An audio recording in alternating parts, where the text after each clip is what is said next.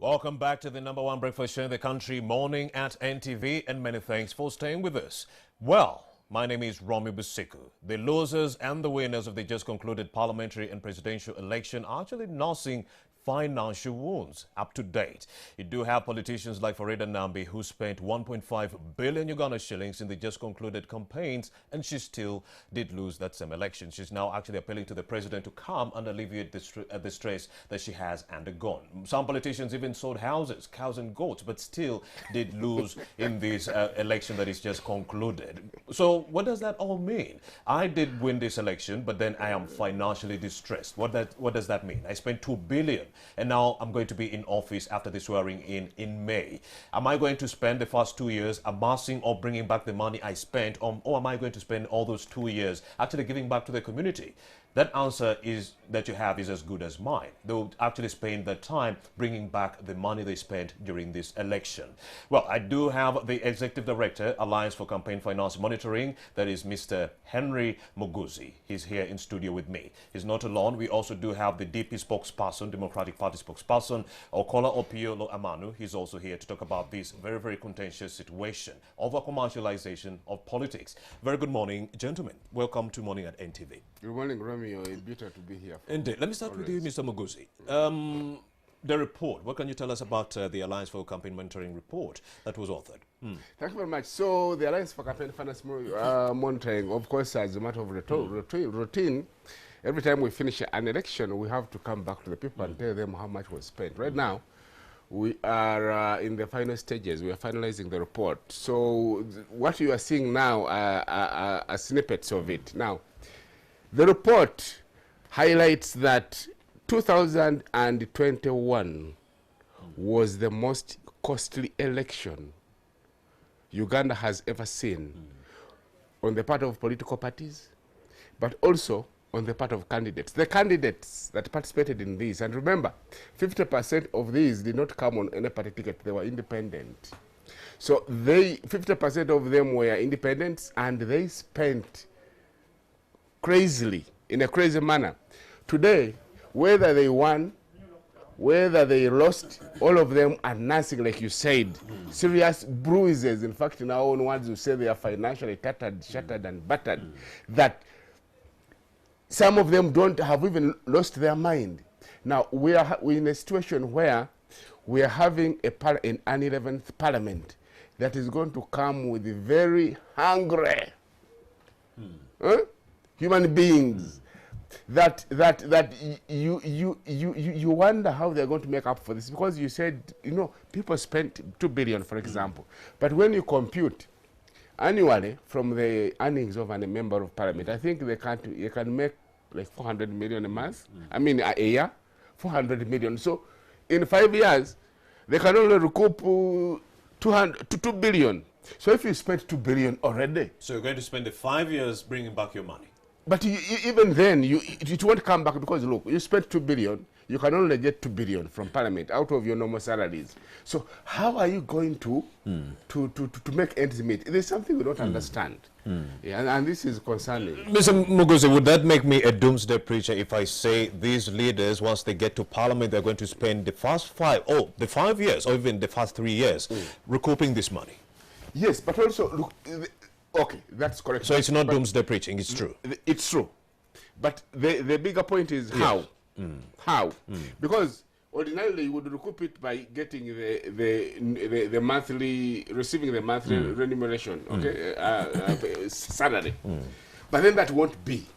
So for you to be able to recoup it, you will have to go beyond. And therefore, you are going to have to engage in many things. Some of them may be actually illicit, okay, in order for you to acquire this money. You cannot concentrate now on the function of representing, because if you do, then you're going to lose time and you won't be able to recoup this money.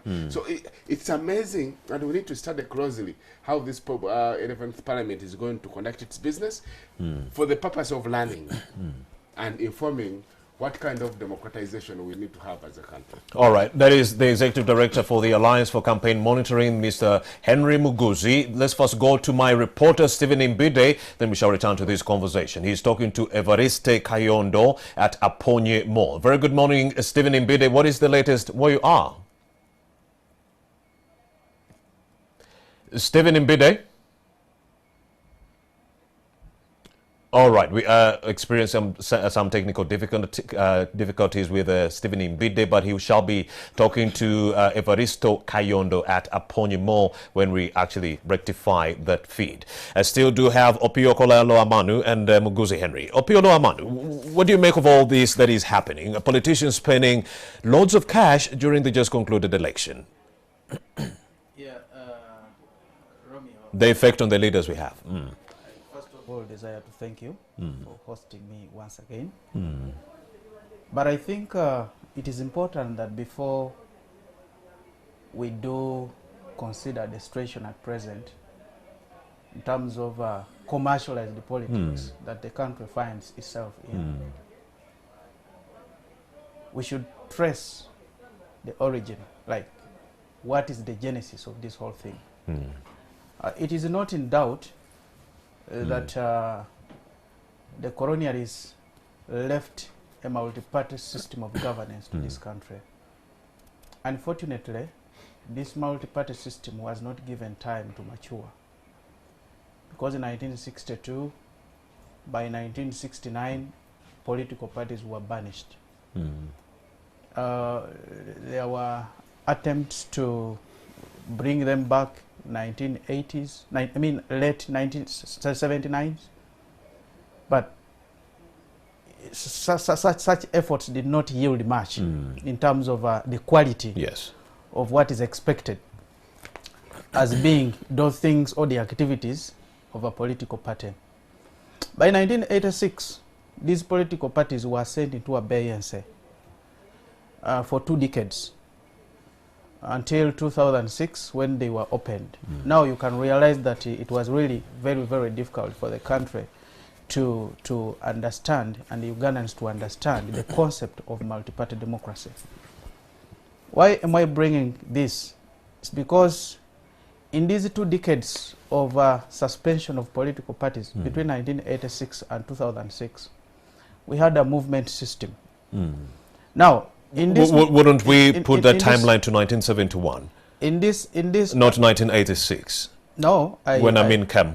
I have deliberately put it in 1986, between 1986 to 2006. There was a one-party system in 1971 in 1979. In 1971, a country was presided over by the junta, military junta. Yeah. So really, there were no elections, and you cannot even have a semblance of democracy that you can attach to that regime, the Amin regime. So I will concentrate on between 1986 to 2006, restoration of multi-party politics. Yes. Now, in that time we had, actually in 1996, that's when we first voted. That time we had a movement system whereby individuals came up and people were voted on individual merit. And therefore, these people had to donate gifts to the voters to imbue and actually influence them to vote for them. Now, in the multi-party democracy in the 1960s, you find out that people were basically stratified into political parties. So the voters could vote, but based on ideologies of these political parties. And not money like we are seeing right now. Amanu, I'm afraid we've re-established the communication feed with my reporter, Stephen Mbide. Maybe if we could go there right now. Stephen Mbide, a very good morning. You're speaking to Evaristo Kayondo at Aponimo. What's the latest, my brother? Very good morning. Yes, good morning to you, Romeo Busiko, and of course to you, Opio Amanu, and I'm good there in the studios. But here, the picture you see on your... I'm out for now. And good morning once again, my brother Stephen Mbide, and thank you for that update with Everest Kayondo. I still do have Opiolo Amanu Okola. He is the DP spokesperson. He's not alone. We also have Henry Muguzi, the Executive Director, Alliance for Campaign Finance Monitoring. Well, Amanu, you were still giving us a brief history lesson about how back in the day politicians were voted into office based on their ideology. Now it's all about money. Yeah. Go ahead. Now, during this movement system, we saw politicians coming up with gifts to donate to the voters with the purpose of actually influencing them to, or enticing them to vote for them. And from the movement system in 2006, when we went to multi-party again, the NRM used the structures that they had constructed during the movement system. I'm talking about NRM as a party. And they had the resources, the state resources. Now, when we entered into the elections of 2006, since the NRM had the money, and there was already a custom that was established during the movement system of donating, they overwhelmingly donated, and they created a society of having voters who are beggars on one part, and also politicians who are donors on the other part. I see. Now, that one has actually continued to exist, and even in political parties, other political parties other than the NRM, we have seen development. We have seen development of politicians who desire to compete with those in the NRM who have money. You get the point. Now, in so doing, you find out that the political arena is actually being refined to only accommodate those people that have the money. Would it be safe to surmise that if you don't have money, you can't join Uganda's politics? I would say so as of now, but there is a lot that we need to do. There is something that we can do to remedy the situation, to remedy qualifying the answer to that question in affirmative. We have drivers, currently we have drivers to commercialize the politics. And one of these drivers is actually the political parties themselves, because they lack the enough funding to push their ideology to the people. They only appear before the people towards elections. Because they have no message. They have no money. They have no money to get there. You may have the message. But you fear when I go there, they'll ask for money, the voters. Absolutely. But when you don't have the money to sustain the structures that you have constructed, which structures can support the candidates that you will have brought up, definitely you cannot strive. Now, the voters, instead of looking at the ideology, which they have not got a chance to be subjected to, because these political parties do not access them, they focus more on getting money from the voters. Actually, I want to tell you, Romeo, that in Uganda today, the CEO will tell you that when you go into the political arena, they are what we call professional brokers or volunteers who are necessarily not actually volunteers. I see. In politics. These are people who come, who mobilize their colleagues, or who come to politicians or intending politicians, and they tell them that they have voters behind them, and therefore they should be given money to go and cause the mobilization, such that the Honorable comes and talks to them. I've seen that happen. You get the yes. point.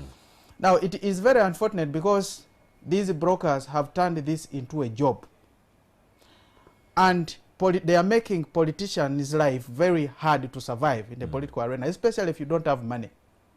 If you don't give me money, I don't mobilize. Yeah, politicians are forced to give. And when they give money, definitely they are investing.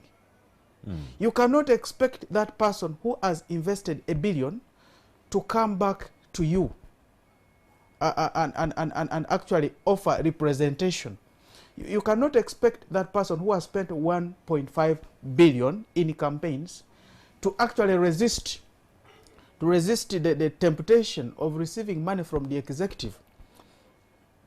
And now, when money is received from the executive by parliamentarians, definitely you have to do the bidding of the executive and not the people. Definitely, the parliamentarians abdicate on their duty of checking the executive. I see. You get the point. So it is really a very tough and a stupefying situation that we are going through as a country. But that said and heard, I wish to draw your attention to the second point, second driver. Yes. We have people who have made money, like rich people, who want to come to politics just to get honors.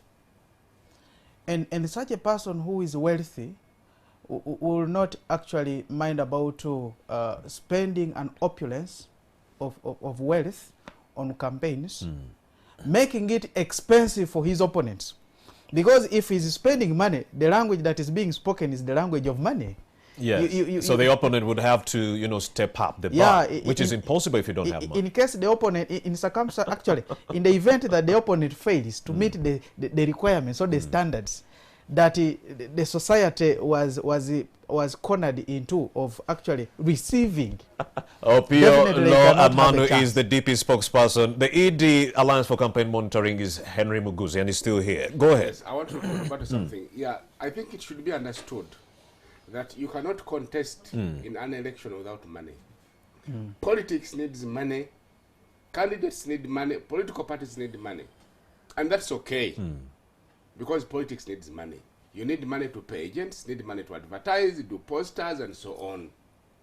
Where it crosses the line is where, you see, people stray from what would be what we call the legitimate campaign spending, and then start inducing and bribing voters, and then they start doing all these things. The community the gifts, they open roads, they donate all sorts of all manner of things.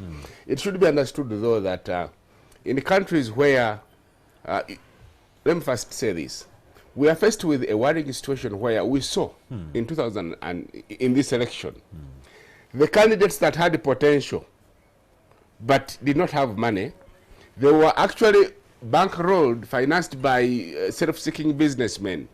So they give you the money to contest, and then you sign a pact. When I go to parliament, 50% is mine. I have seen candidates who did not have vehicles in this campaign. They had a Vitz or whatever small vehicle. A money lender came or an investor came and provided a Land Cruiser. Says, look, sign here. The first money you're going to have, the vehicle money is mine. A situation where politics gets to become something which people with moneyed interests invest in, forget profit, is a politics that cannot serve the interests of Uganda. Doesn't this increase corruption? We are now talking about full-scale corruption. Uganda today suffers from huge loads of political corruption because of the manner in which we finance our politics. We need to find a way of removing private money from politics. Those men and women he's talking about, they call themselves campaign agents. And of course you can feel for the politician, because a politician who's standing for a post, all they want is to meet people. So this man comes, woman comes and says, look, I have 10,000 here. You can meet them. But of course, to meet them, then I need to tell you what you need to do. Indeed. First of all, we need to give them at least 5,000 each or 10,000, and that one you cannot do, so I will do, so you give me. But what is also your budget? You see, campaigns are not easy. Go and exchange here, but and then I don't have this money, but I can get you money lenders. Yes. They are also fraudsters for money lenders. You see, they have confused our politics. And you see, the problem with our politicians and the candidates who stand these days, you see, they just erupt without being mentored. There is no way in a highly commercialized political environment like this one you can even think about standing without equipping yourself with business approach, with kind of business skills. Because you must know, how do I maneuver through these very aggressive and very hungry hyenas who call themselves campaign agents? Whose major objective of entering the campaign is to make a money and enrich themselves. And so we have a situation where we must do something to clean up our and of course, most of the speakers yesterday at the Alliance for Finance Campaign Monitoring report launch, they were saying that, yes, the election was not free and fair. And the biggest reason was that it was conducted under COVID-19 restrictions. Expand more on that. Yeah, but of course, yes, at the town hall yesterday, people were saying, look, there is a sense in which COVID-19 may have been weaponized against us, the political opposition. And we asked them why, because they were saying that, you see, the restrictions that there were, and the way they were enforced on the camps of opposing political candidates, yes, and then our counterparts in the ruling party, seem to be selective. And therefore many of them believe that yes, the COVID is here, and but the thing could have been... Well, they're talking about the banning of activities in 30 districts. So the banning districts. of activities, the blockades, the tear gassing of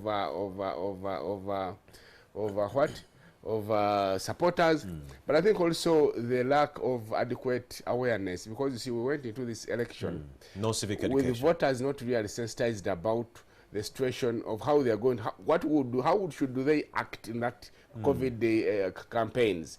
People did not know that, for example, it was a requirement for you to leave, you should leave your home with a mask before you come to a campaign rally to meet your candidate. You see, that was not communicated. But also remember, government had procured masks. These did not come to reach the people that were supposed to receive them. And therefore, you know, campaigns, the frenzy that goes with the campaigns is quite difficult to control. And so the feeling is that, yes, COVID was being used and weaponized against the political opposition. And John Ssemutumba was also there. He was one of the speakers, and he mentioned that he was quoting President Yoweri Museveni, and he says the election should have never happened because of COVID-19. Yeah, quoting the president who in the past said it would be absolutely outrageous to have an election under a pandemic. Absolutely, and then it turns around. But you see, I think there was lack of clarity in the message that was coming through from the head of state. For example, you had on the floor of parliament, there were these ideas of let us postpone the election. But I think, of course, it was going to be more costly. There were costs going to be involved in postponing the election, including amending the constitution that required a referendum, which would again be an election in itself. Indeed. So, okay, be that as it were, I think there are lessons in the discussion we had yesterday. We said the only thing we can do from this is to pick lessons, lessons that should inform our future. We have also noted from yesterday that when you make an analysis of the elections we've been conducting since 1996, there's been a gradual improvement in the way the elections are being conducted, and therefore it is not yet something you can say we have reached there, but at least there are some incremental changes, the improvements that you can pick up from. Opiyo, what does it look like for future elections moving forward? Well, by and large, I think we should first, as a country, we should first find a solution to over-commercialization of commercial politics that is actually haunting the country. As the Democratic Party, we believe in strong institutions as opposed to strong individuals. And we strongly believe that if we took a deliberate effort as a country to strengthen our political institutions and sell the ideology, we empower these political institutions to sell their ideologies to the people will change. Because what is actually happening, or what is determining the people's conduct, it is in the mind. It was actually planted in their minds, and it requires information to uproot it from their minds. That's one. Secondly, I think we need a strong legal framework on campaign financing. The government can come up with a law that is unequivocal on campaign financing and spending. As of now, the law that we do have is, I think it is the Political Parties and Organizations Act, which talks about basically political parties not being allowed to get more than 400 million from outside the country. And then the Parliamentary Elections Act, which actually talks about not giving gifts to the voters. But I think this is, as of now, this is still a weak law, I would say. Because, for example, the Parliamentary Elections Act, you can only hold it to account somebody who donated a gift. That is, if there is a suit that has been presented before a court for litigation, a petition rather. Now, we need a law that deliberately incriminates whoever that does give a gift. And as of now, if they decide, they determine that somebody indeed, if the court establishes that somebody indeed donated a gift in pursuit of influencing the other to vote for him, the person is just, his election is just annulled. There is no punishment that is given to that person. I think we need a law with the tough sanctions, such that we can be able to, first of all, put the politicians in place, but also make the voters know that it is not proper. That's one. Two, the elections, actually the 2021 elections, in my opinion, is, though it appeared and many people thought and others still think that it was the cheapest, but it was the most expensive election, because candidates needed to print more posters for visibility. The modes of communication to the candidates who are campaigning, the electronic modes like televisions and the radio stations, were expensive to many candidates. The National Association of Broadcasters actually did not fulfill their pledge, their commitment of giving equal airtime. You get the point. So it really became very, very expensive. And even the now, 15 billion that was received for political parties, 12 billion went to the NRM. Even the 15 billion that was received to facilitate the activities in the political parties during the campaigns, the NRM that is actually advantaged with the state resources took off with the 12 billion. How much did you take as DP? We ended actually as DP, we took 600 million. So meaning the rest of the political parties you shared 3 billion on. 600 million, we actually used it for nominating our candidates. Now, forward, I think we are in a situation of no return if we don't change the mindset and we establish a strong legal frameworks onto which the campaigns are to run. I want to tell you that in 2026, if we are to hold another election, the situation will be worse, because precedents have been set by the circumstances that were brought by the COVID-19, including paying airtime on radio stations, that is already known, printing out a lot of posters, contacting the agents, the ones I call the professional brokers, the middlemen, the middlemen, and spending more on them. Since these elections were more expensive than the previous ones, definitely expect the 2026 to be more expensive than the 2021. You know, Council. In 2016, we said the same thing. We said, colleagues, if we do not come out as the 10th Parliament and enact a stand-alone law to regulate campaign money, I remember 2021 will be a very expensive election. And I agree with you, sir. And we are back if we don't do something about this, 2026, I don't know how we are going to handle it. And that goes without saying that it also has an effect on the quality of leaders that we get in our August House, Henry Muguzi. You have leaders who have been captured by the financiers. You know, how do you campaign in Uganda? You see, ladies and gentlemen, our viewers, for you to be elected in 2021, like we saw, you had to have started spending in 2017. Those men and women who were elected or contested and lost have been spending 2017, 18, 19. Henry Muguzi, I don't want to get into a blame game, but who is to blame for this over-commercialization of politics? Is it the citizen vis-a-vis the voter, or is it the politician? It's the politicians, it is the citizens, it is the government in power. The government in power because it has failed to put in place an efficient service delivery system that has kept people in poverty and in pain, that when the only time they interface with the government is when a politician or an aspiring candidate appears, and then they want to have something. People are so poor. Number two, the politicians, because it is easier to campaign using money, because then you won't sell ideology. A situation where you have 50% of the candidates as independents. The independent has no party to sell. The only thing they sell is them and money. Number three, the voters. So you see, the voters seem to look at political candidates as a source, as a cash cow.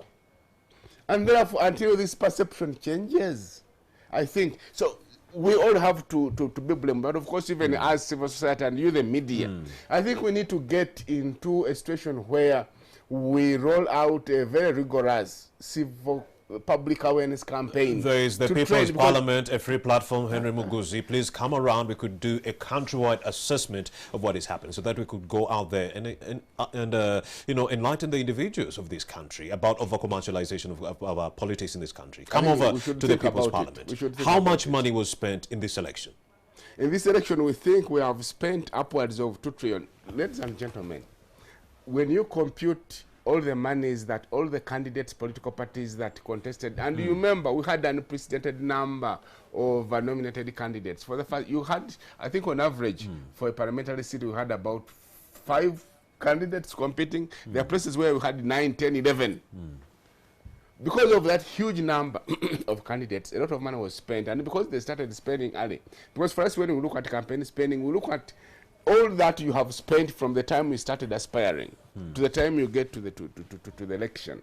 And therefore, when you compute that, too much money has gone into this, over 2 trillion, and this cannot be accepted, which is why every time our country completes an election, our gross domestic product goes down because people abandon economic work, productive work, and they get to fight to chase and rally around politicians to get cheap money. All right, Opiolo Amanu, we have some 5 to 10 minutes left to end this interview. You did meet at the Human Rights Committee of Parliament, yes, to talk about what you think of what is happening in the country. Enlighten us of what happened during that meeting on the 30th of March. Well, in that meeting, of course, the Democratic Party being a party that fronted or that participated in the iPod meeting, in the elections at the presidential level. Okay. We tabled our count of the violations of the fundamental human rights that we encountered when we were in the field. But we also gave concern to the ongoing abductions and people being dropped. People being dropped.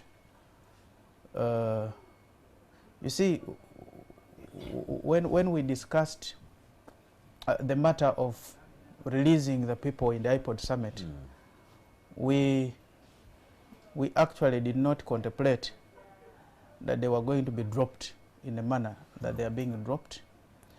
But that said, as the Democratic Party, of course, we condemn it, but also we condemn the manner in which these people have been treated, or they are being treated when they are there, to the extent that those that come out actually fear to appear before cameras to give the account of what happened, and the fear that they are going to be rearrested, which was actually planted in them by their abductors.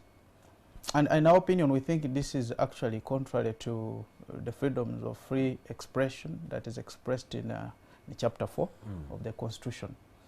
And then secondly, these people were told actually to lie before the cameras, at least the few that we talked to from Chotera. They were told to lie before the cameras to say that they were being treated well. And I think that is for PR purposes. Say they are being treated well, but in actual sense, a person who was saying that he was actually being given whatever that he asked for, when you could ask him the whereabouts of the detention center where he was, the person cannot tell. Now that one actually, you know, punches holes in the statement that he makes. And then lastly, as the Democratic Party, we truly think that as a country, we have to put more focus on having the institutions of government that are tasked with the responsibility of seeing that human rights are respected, to actually respect human rights, because these are the institutions that are actually violating, that are leading the violation of these rights. Yeah, basically that. And of course, you also did talk about the fact that little money is being levied towards agriculture, which is being offering some reprieve to some 80% of the population. Yeah, and it's only offering 25% to the country's GDP. Yeah, for agriculture, actually, yes, and also the annual tax on car licenses. We talked about the annual, the proposed tax, proposed amendment bill of the Traffic and Road Safety Act. And we are saying that if the state wants to institute that tax, it must definitely reduce the prices of fuel, because in the past years that tax was there. On fuel? No, it was there, like as in the annual license tax. It was then there. They put it on fuel. Was there. Then they put it on fuel, and that explained why the prices for fuel rose up. Now, if you want to bring back that tax, that means you have to remove it from the fuel. It is just changing position, but it should not be a tax. It will amount to actually double taxation. All right. Lastly, when you talk of, yes, truly we understand that the country is swimming in the deep waters of public debt, but we should not levy taxes, you know, in a manner that is not reasonable as a country. We gave government advice that we should empower the 80% in agriculture. In agriculture, because our country actually, the population, 80% of the population is surviving on agriculture. Yet we are on, the budget is giving it 3%. Now, yes, the annual budget is 3%. The Ministry of Agriculture. Now, there must be a deliberate effort of the government to fund the Ministry of Agriculture, such that we invest more in commercialized agriculture. Okay, thank you very much. Such that the 80% can benefit and contribute in a substantial manner to the country's gross domestic product. And the food basket of East Africa. Henry Muguzi, expand more on the proposed tax on car licenses, the fact that we are only giving 3% to agriculture, and we wrap up this conversation with resolutions on how to deal with over-commercialization. You see, the regime in power has promised us to be taken and delivered to middle-income status. You do not achieve middle-income status without investing in your people. You do not investing in your, you don't achieve investing in people